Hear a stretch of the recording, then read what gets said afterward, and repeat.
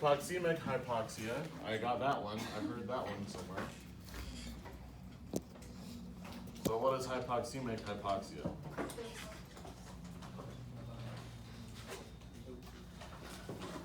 It's low O2 in the tissues caused by low O2 in the blood. Right? Is this what you guys went over in your homework? Yeah. Yes. Yes. Okay. So help me out. What are the other ones? Stagnant hypoxia. Stagnant. Good. What's it in the from there? Stagnant. Hypovolemic. Hypovolemic. One more.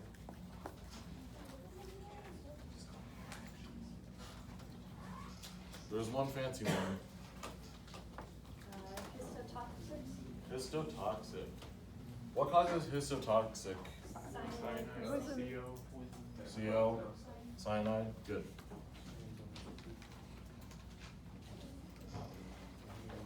How about for hypercapnic failure?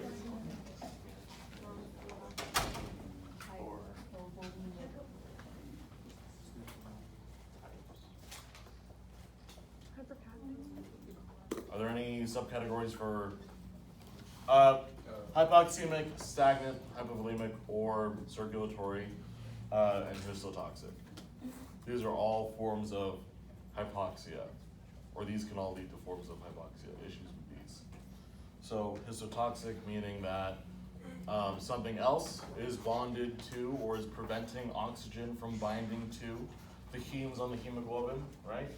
Hypovolemic or low volume, there's just not enough blood to get around. Stagnant, your blood pressure isn't good enough. And hypoxemic is pretty self-explanatory. So to fix histotoxic hypoxemia, you either have to give some kind of antidote depending on what is happening. But usually, our case, it's going to be carbon monoxide. And what is the treatment for carbon monoxide poisoning? Hyperbaric chamber. Hyperbaric chamber, but if you don't have one, 100% non-rebreather. Okay, you want to get as much O2 into the lungs as possible to try and force all that CO off, right? Stagnant. Maybe you need to give vasopressors. Maybe you need to clear a blockage. This could be caused by a clot, right? So in a heart attack, your heart tissue dies because of not lack of blood, but lack of oxygen to those tissues, right? And that lack of oxygen to those tissues is caused by that clot blocking the blood. That's a form of stagnant hypoxia. Does that make sense? Yeah. Okay. And then this, you're just straight up, you don't have enough oxygen. Maybe your body is requiring more oxygen. Maybe you're having a problem diffusing. There's a whole slew of reasons which I'm sure you're at least roughly familiar with, given that you've been here for almost a year now. Over a year? Almost a year. Almost in June. In June. All right. So, for hypercapnic respiratory failure, there is acute and there is chronic, right? Yes. Okay. Okay. Sure. Is that a rhetorical question?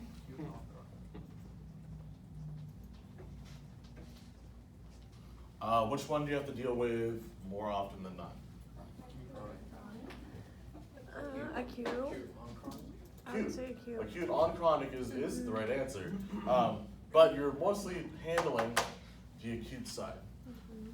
Because in today's respiratory world, when we're talking to one another, chronic respiratory failure implies that it has been balanced out by the body. It is already compensated for with the bicarb.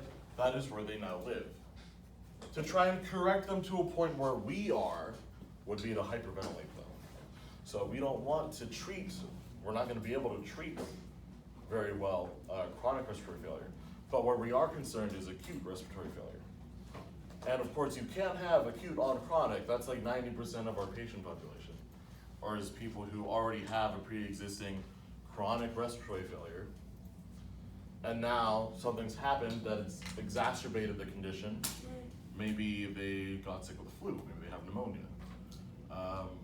Could be a huge number of things. and now they have an acute component on top of their chronic respiratory failure. So, how would that appear? How would any of these appear in an ABG?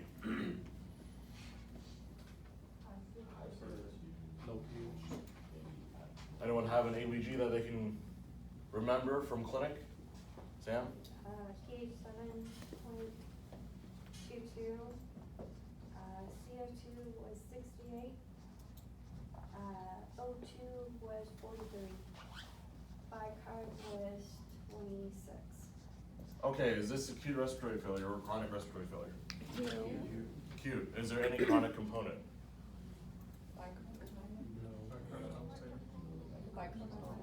Bicarb's normal, right? No, there's no. So no, no.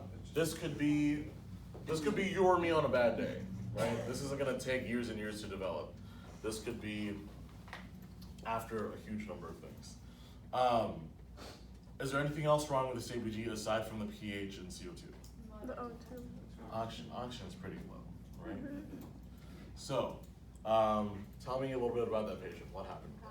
Patient came in ER, had a cardiac arrest, EKG, had Okay. tombstones, had 3 bullets of epi, had a shotgun twice to get him into a. So when was this ABG drawn? After stabilization? After placed on vent? Yes. Okay. So let's say that this might not be the settings that they put on him, but just to be clear with things, let's say he's 5'10". It was a female, but she was 5'10". Okay. So female 5'10". And they did AC/BC with 450 BT with a rate of 12. But they probably would have done like 14. With a 5 PEEP. And it was an emergency, so they probably would have done 100% of it. Okay. This is what you're working with. These are vent settings, right? I know this pen is garbage, and I'm sorry. So if you ever are like, I can't quite read that, let me know. I'll read it out to you again. So we have a 5'10" female, ACVC, tidal volume of 450, frequency of 14, PEEP of 5, 100% O2. Anyone know the tidal volume range for a female at 5'10"? We've taught you that calculation, yeah? It's not ideal. We have it on the slick, but Okay, pull out your slicks, do some math. I want you guys to get used to doing tidal volume calculations. So what you're doing essentially is you're going to find out their ideal height, or find out their ideal body weight based on their height. And then from there you'll be able to find out essentially how big their lungs are supposed to be. so yeah. Plus 45. Her ideal body weight is 49 kilos. 49? Yeah. Okay, so tidal volume calculation. And for now, let's operate on the So premise 49 that a multiplied by good 5. tidal volume should be 5 to 8 mLs per kilogram 246. ideal body weight. And then 49 times 8. 246 to 392. Aren't you glad that you can use calculators now? Very. We weren't allowed to use calculators. That's why we're better artists. You want to do something? I'm just playing. Oh, the suspenders are coming off. Come on, let's go. Let's go. Catch a phone. I'm too fat for my guys. All right. Who's got a range for me? 380. 544. You probably did something wrong. Are there any other answers? Yeah, and something else. Tell them what we got. Did you guys do the ideal body weight there? Yeah, she did that already. 246 to 392. 246 to 392. That sounds low. That sounds a little low. She's 5'10". Yeah. Yeah. So what did you get in inches when you did ideal body weight? 70 minus 60. Yeah, we did it in Times inches. 2.3. Plus 45. So 10 times. Oh, plus Plus 45. 45, yeah, I told you. Yeah. So Yeah. Multiply that by. Yeah, I know, it's multiply that by 5. Yeah. You also have to say 68 times 5. 340 and then multiply. 68 times 8. 544. So this So it's should be. 3. I messaged in the first. We forgot. Oh, I think it was 45. This is going to be part of your midterm, knowing what's their appropriate tidal volume. So, literally, how I started to learn how to do tidal volumes was I would ask people their height and then just do math. Eventually, you'll be able to estimate people's height, and then you'll be able to estimate their tidal volume after that without even using a calculator. It just gets easier the more you do it, so do a lot. All right. So, this is an appropriate tidal volume range.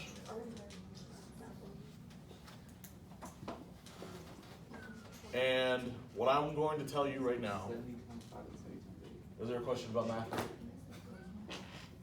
It's okay if you do, like, let me help you. He's just saying that his numbers are different because it's supposed to be Isn't 70 it inches, 70 not 60. times 5 and 70 times 8?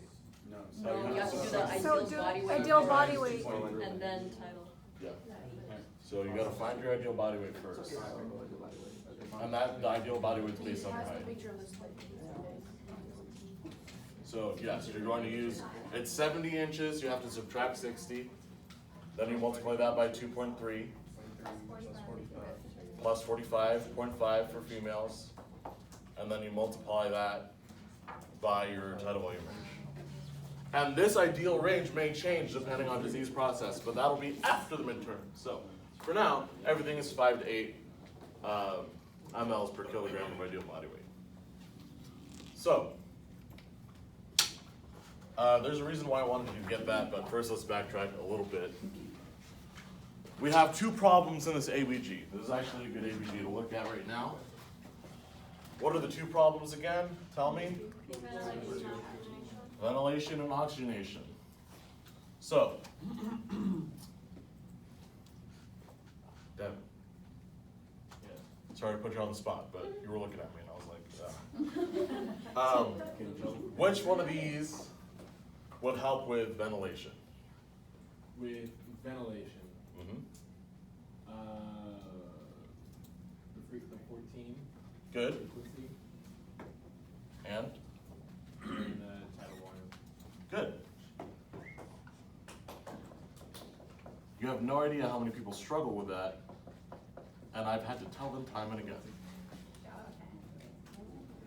So, let it be heard. If you struggle with this, I will help you, but I won't be happy. Which of these will help with oxygenation? Should be very easy.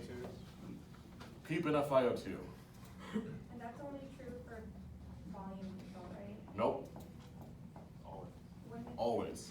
So, in pressure control, Wouldn't it be pressure support and respiratory rate then? in pressure control, what are you actually controlling with your pressure? Your respiratory rate. Are you trying, no. Are you trying to give them pressure? Yeah. No, you're trying to give them volume. But you're doing it in a way where your pressure will not exceed. So, the reason why we have these two different modes is volume control will give you a guarantee on your volume. Your ventilation is safe in the hands of volume control. But what isn't safe is your lungs. You could suffer from high pressures, barotrauma, right? And in pressure control, what is safe is your lungs. We call it lung protective mode. But what suffers, because there's always a give and take, what suffers is your tidal volume. Because in an effort to keep your lungs safe, your tidal volumes may change, right? In fact, they will change.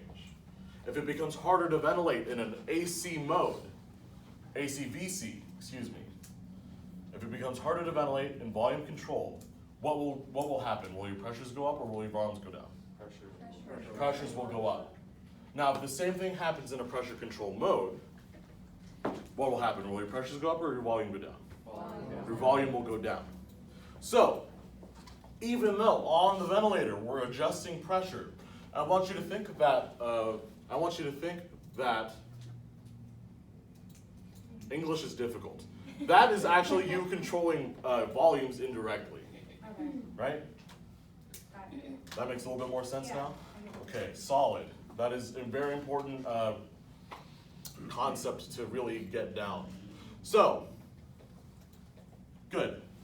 Up here, this might be pressure control, pressure support, but in reality, you're controlling your ventilations, right?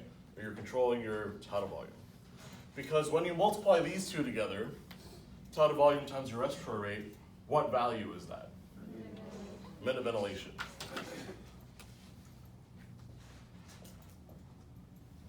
With minute ventilation, you are directly manipulating how much CO2 this person has. These two are just parts of this whole. If you increase your frequency, your minute ventilation will go up. If you increase your tidal volume, your minute ventilation will go up. Decrease in either one will decrease the minute ventilation. And a decrease in minute ventilation means an increase, inversely related, with your CO2. An increase in your MVE will cause a decrease in your CO2 because you're getting more off. Okay. Fortunately for oxygenation, everything's a little bit simpler. You have two controls, your FiO2 and your PEEP. Normally, if you start at 21% and you slowly have an increase in oxygen need, we're going to stop adjusting FiO2 at 60%.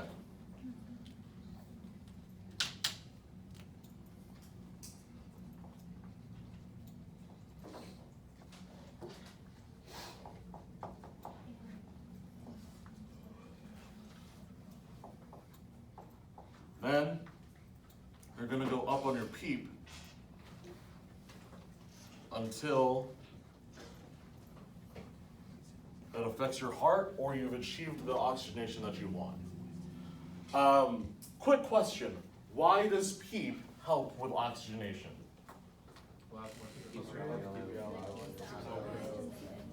Keeps the alveoli open, right? By adding that pressure in the alveoli, it also increases the pressure gradient, right? So in addition to having recruited more alveoli, so there's more surface area for gas exchange. In addition to that, while you have extra PEEP, that pressure gradient difference has increased and you will diffuse more oxygen across your AC membrane, even if it has something in the way like secretions or scar tissue, whatnot. Yes? What is that number to say increase PEEP until what? Increase PEEP until cardiac effect. I just drew a heart.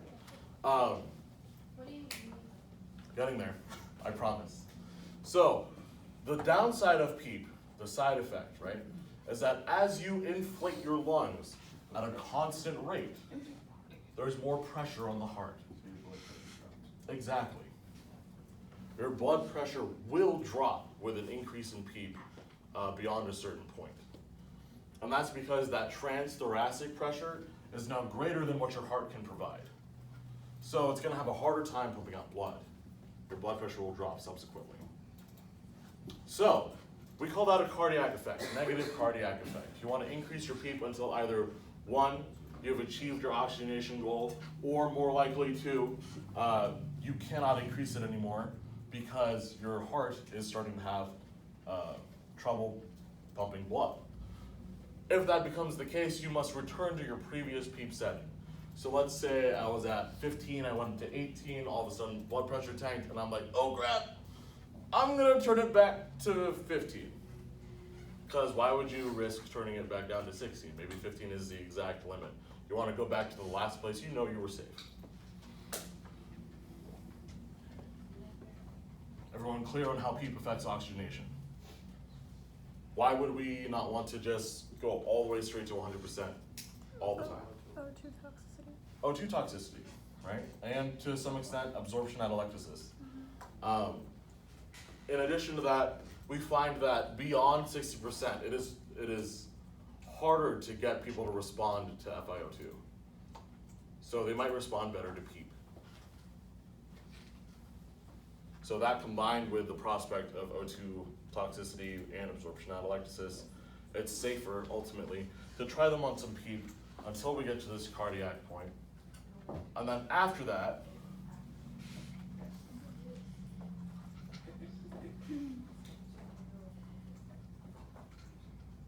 return to your safe PEEP.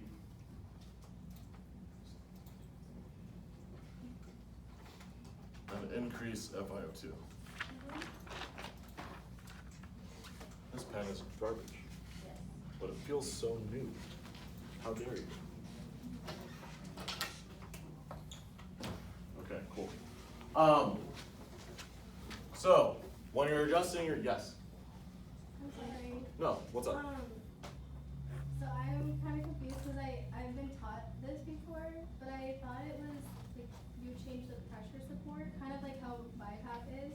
Is PEEP and pressure support similar? So on a BiPAP, you're not going to have PEEP, but you will have EPAP. And EPAP and PEEP are the same. Okay. So that's probably what you're thinking about, because BiPAP, it's really the same principle, but it's just different names for things. So for the BiPAP, this.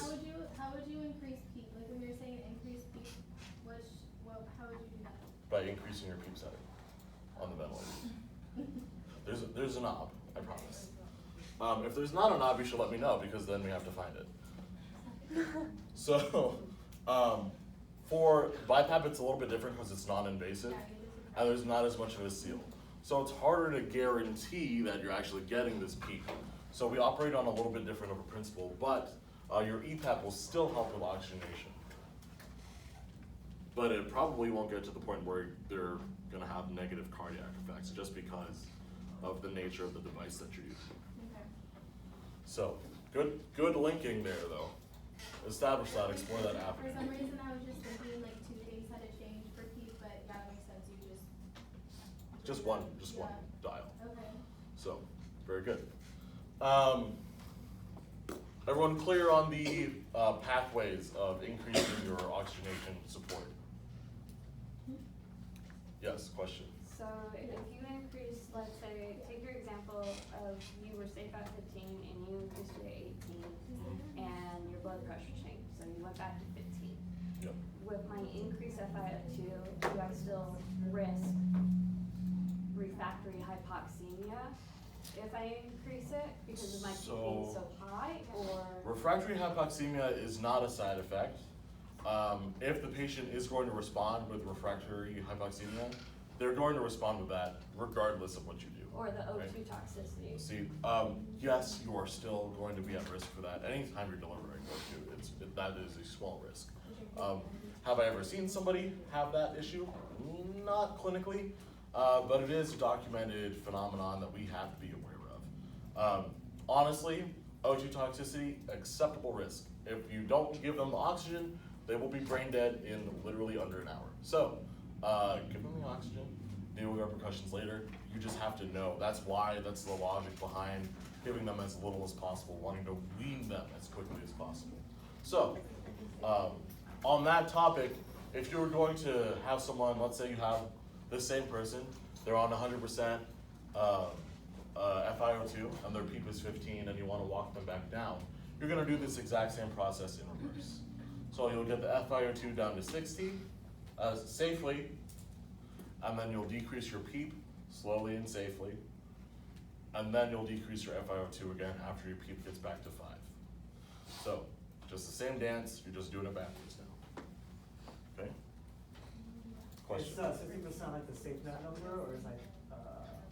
60% is the universal barrier for FiO2. So it's like, oh, we're at 60, we should start going up on PEEP. Yep. Do you just increase PEEP by 1 or is it by 5? Usually like 2 to 3 or 5, depending on what your scenario is. Yeah. So, I had to go off on tangents to explain these things, but now we can take a look back at our ABG. So, our two problems are what? Ventilation and oxygenation. Right? Being able to recognize these from an ABG is extremely important, and I'm not saying that it's on the midterm. So, for ventilation, we need to increase or decrease in order to fix this ABG. We need to increase it, right? So, let's take a look at our range. I made you guys get the tidal volume range because we need to make sure that this is appropriate. Is that tidal volume appropriate? Yeah. Yes. Is it on the high end, low end, or just kind of right in the middle? Kind of right in the middle. Kind of right in the middle, right? How about for respiration? Low end, high end, kind of in the middle? Kind of in the middle. Low end. Kind of on the low end, right? Because we can go anywhere from 10 to 22, right? So these are pretty appropriate, but we're having an issue, right? We're having an issue with our ventilation despite having appropriate settings. So we need to increase one of these.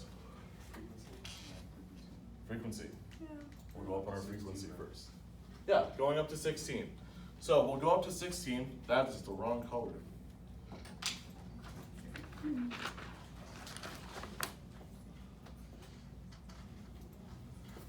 Don't go up 16.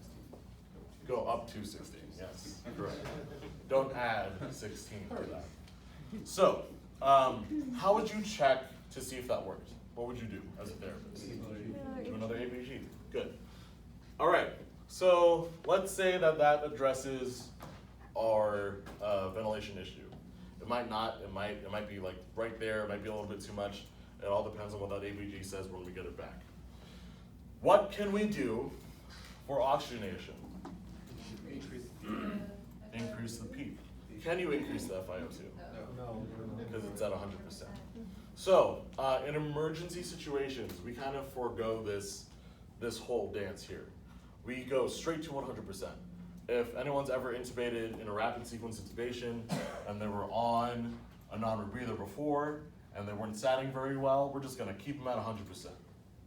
Especially for test purposes, anytime someone has a device that they were on before intubation or before you put them on a BiPAP, you should never give them less O2 than they were receiving with that device. Okay. So the logic follows, they're being bagged 100% with a BVM, and they're now at 100% for now. Turns out their oxygen is crap. So yes, let's go up on that PEEP. So we can go up on PEEP. That's the wrong color. Go up on PEEP, let's say to probably, it's pretty low, I can go to 10. There is one other time, aside from when they have a previous O2 device, that you would skip manipulating your PEEP and go straight to 100%. And that is if you ever find your patient with O2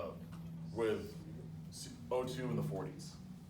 So anytime their O2 is in the 40s or below 40, just crank that all the way up to 100%. You don't waste time. Because now our benefit of giving them 100% O2 definitely outweighs any risk that could be there, because their oxygen is just so low. Okay. What are some, this is a patient with cardiac arrest. So no pulmonary history, let's say there's no pulmonary history. What do you think is causing this really low O2 level? What kind of hypoxia? Stagnant. The heart was not beating for a while there. We were trying to do it ourselves, and maybe it wasn't quite working as well as we thought it was. Maybe their heart rate's still really low. They're still trying to get perfusion out, right? There could be a number of things. Maybe they lost blood during their code. Maybe they started bleeding. More likely it's gonna be this stagnant hypoxia. So, how do you fix that? What meds might this person be on? Especially after coding. What is epinephrine? What kind of drug is that? Accelerator? It's a person, not a car, Luna. Come on. Who said beta agonist? Yes. Isn't there a meeting? No. Anemic, that's what it's. Yeah, this should be anemic. Oh, yeah. Instead of hypovolemic? No. Yeah. Which one did you just use? Hypovolemic, Hypovolemic, it's anemic. but anemic. Um, Sorry. no, you're good. So, thank you. Vasopressor, guys. Vasopressor. So, also could be giving vasopressin, dobutamine, right? Dopamine. These are all vasopressors. That will increase how much blood pressure they have by constricting all the vessels. And that will hopefully get them to oxygenate a little bit better and keep them stable for a while we fix whatever's wrong, right? So you'll get cases where meds will be on board and they'll be fine, and then the meds wear off and then they code again. And then you give them meds again, and the meds bring them back for a little while, and then the meds wear off and then they code again. In this situation, there's really nothing that you can do as a therapist to prevent them from coding again. They're essentially dead. It is now just waiting for the family to be able to say goodbye, which is very important. Closure is incredibly important as a family member, as a therapist, as staff. It's important to know that this person got to be seen off by people that they loved. So, even though it's a slog and definitely gets a little bit repetitive, you will get patients like that. I had one, he coded literally 14 times on my shift. That was awful. So, still, it's important. Just do it. Okay. How do we feel about manipulating ABGs with our vent settings? This seem like a decent introduction to it? Yes. What time is it? It's not even 11 yet. We're making great time. Okay.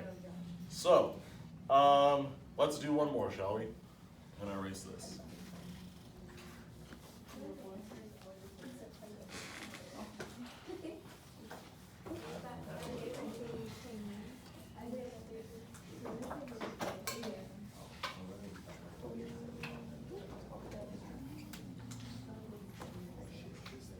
Louie? Yep. So on mechanical ventilation, it's not 12 to 20, it's 10 to 22? I just gave a wider range because you'll see special cases where we need to hypoventilate Okay. and give them, it's permissive hypercapnia. It's a thing that you'll learn later on, but it's just a little bit wider because we need to play with things. That's why we're advanced life support, right? Okay. So.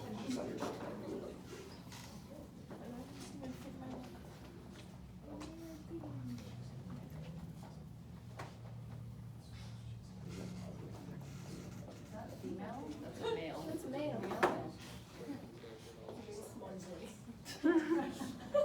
Yeah, he's short.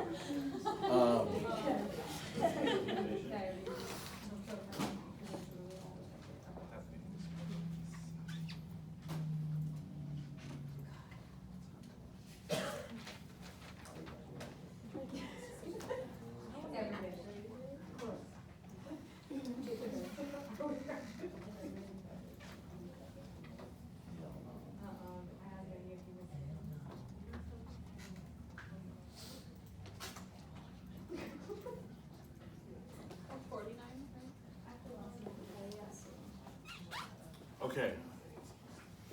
5'4" male with CHF, COPD, diabetes, mellitus 2. Intubated. Here are his ABG. I'm going to give you, let's say his, he's an ACPC.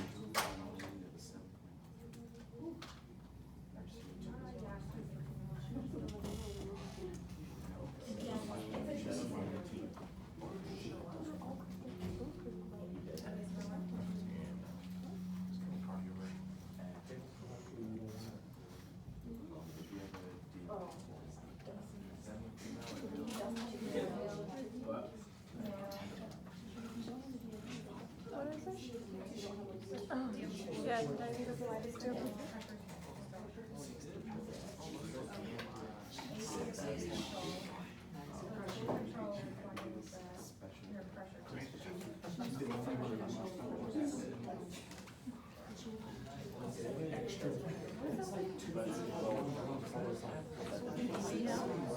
volume.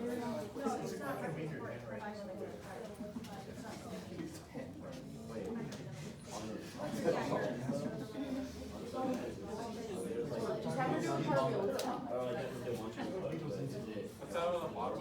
VTE readout, tidal volume readout. Exhale, tidal volume.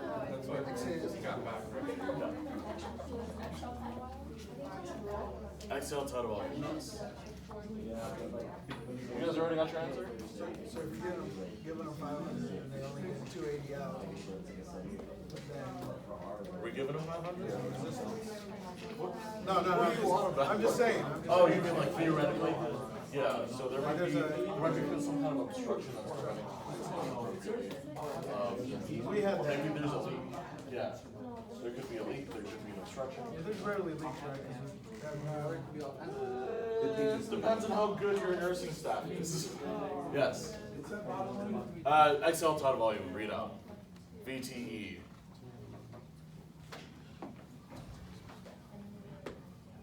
Oh, he's low. That's right, this shorty got low. He's short. With the boots with the fur. Yeah. The EER was looking at him. He hit the floor, next thing you know. No, but he got the vent with the gap.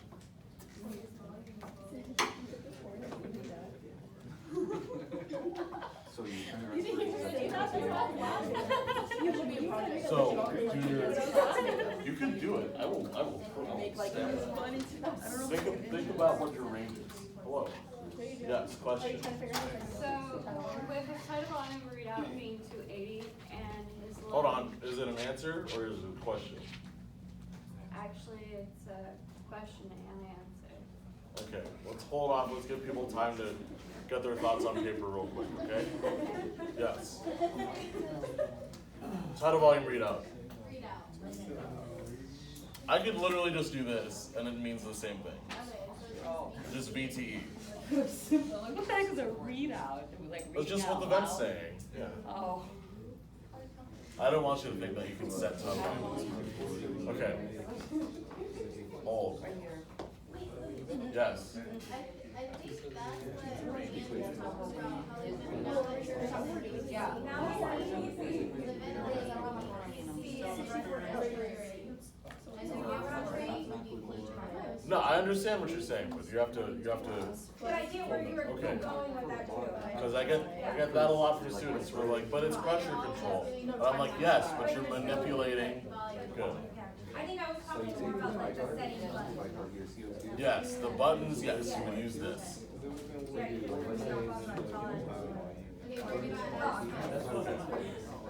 All right, everyone have an answer for this, for what to do.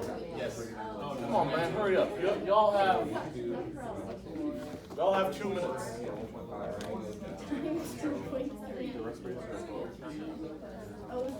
What's the question?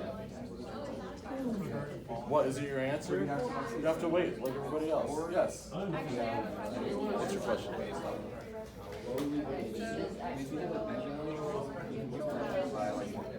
The range is 296 to 432. The tidal volume, yeah, but what would you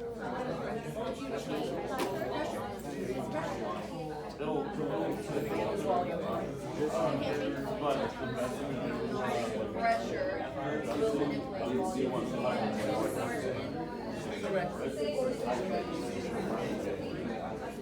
Advances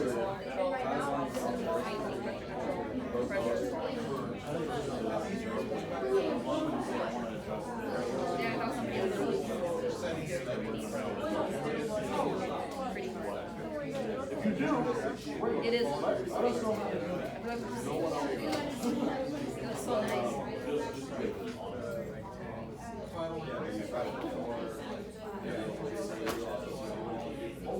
It's again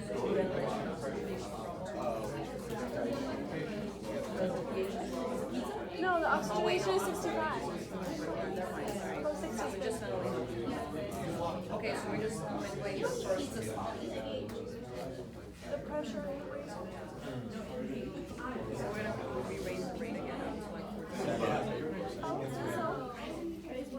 Okay. Which brave soul would like to explain to me? All right, Mitch.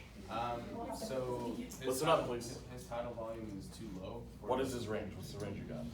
696 to 473. I am. Not Mitchell.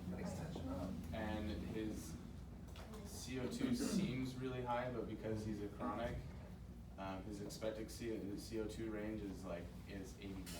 So he's not really that high. And so you need to ventilate him a little bit more. Yeah. So you want to up his volumes. How do you do that? So you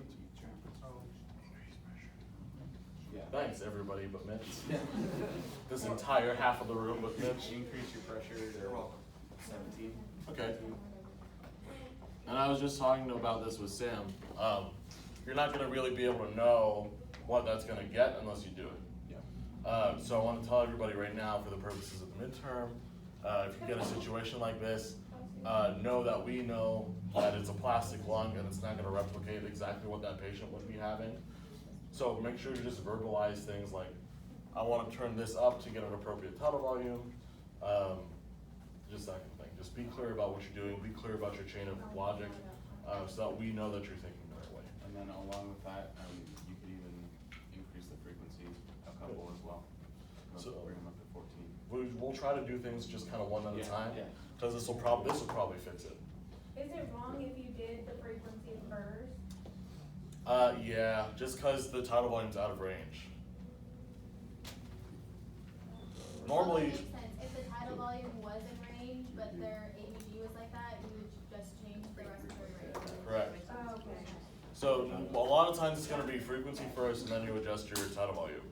But in this case, since that tidal volume is so low, go ahead and increase your tidal volume by way of using your pressure control. And then from there, if you need to adjust further, then you can manipulate your respiratory rate. Good. Anything else you want to do with this? Take an ABG once that happens. Good. You have a question? Not really a question, but Statement? with, I can't remember the ranges exactly, but with COPD, their PaO2 you want in like the 60s, right? Well, like if it's higher, that's fine. But yeah, 60s is acceptable. Okay. Okay. Yeah, someone told me it was anyone on a vent, if they're in their 60s, that's like, it's okay. You know, that's Yeah, it's not stellar, but you know, like we're good.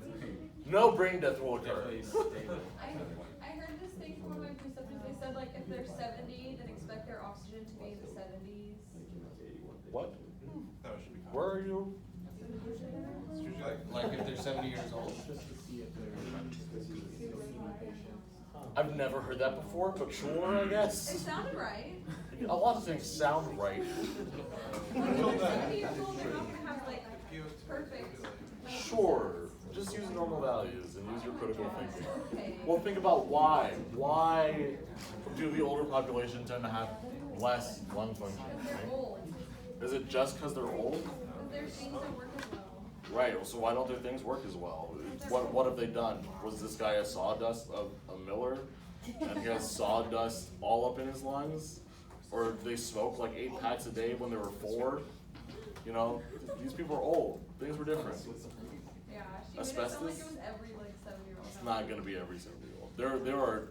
I saw a 90-year-old that I'm pretty sure could beat me in an arm wrestling match last week in the hospital. So, Nunez, you had a question. I did. So you said, so we're getting the tidal volume in range by increasing the pressure control. Correct. And then if it was in range, we would adjust the frequency. Correct. Hello. That was your whole question? Just affirmations? Yeah, there's like 2 going on, so I was making sure. Good. I'll always clarify. Good morning. And in this case too, you only are getting the pressure support for pressure control, you don't have to worry about these. Yeah, you don't have to worry about doing both. Okay. We want you to be able to focus on making one change at a time. But knowing the sequence of events that would ensue afterwards, right? So if this didn't work, then yeah, we can either go up on this a little bit more, or we can go up on frequency, probably go up on your frequency. Yep. So how would this change if you're in SIMD mode? in SIMV mode, Same. it really wouldn't. Okay. With SIMV, if we're gonna do SIMV, then we're gonna have to add pressure support here. One thing I wanna make very clear to the whole class is that SIMV must have pressure support. And if you're in pressure support, or if you have pressure support, you must be in SIMV. Because AC stands for assist control, right? Formerly known as controlled mandatory ventilation, CMV, right? AC doesn't care if it's a timed breath or a spontaneous breath. It's going to give the whole breath and nothing but the breath, right?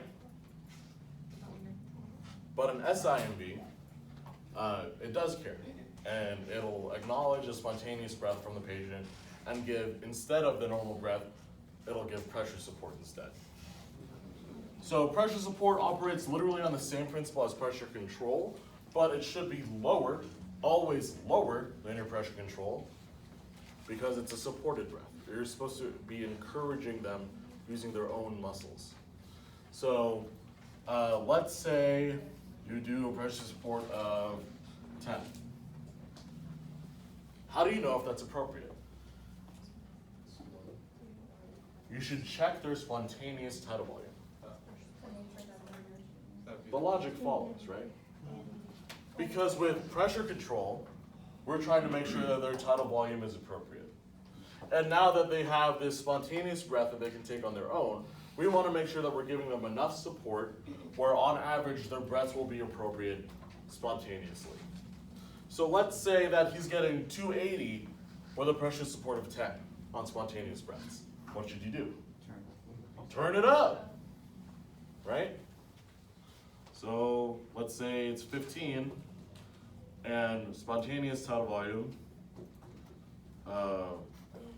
is going to be 310. Cool. Cool? It's good with me, good with you? Good question. On your midterm, if you're lost about what mode you are in the vent, check to see if you can set pressure support. Because if you can, and you're supposed to be in AC, you done did something wrong. Okay? And if you can't set pressure support, and you're supposed to be in SIMV, you still done did something wrong. You can have SIMV PC, PRVC, VC, whatever mode. But as long as you have pressure support, you know SIMV. Okay? All right. It is 5 till 11.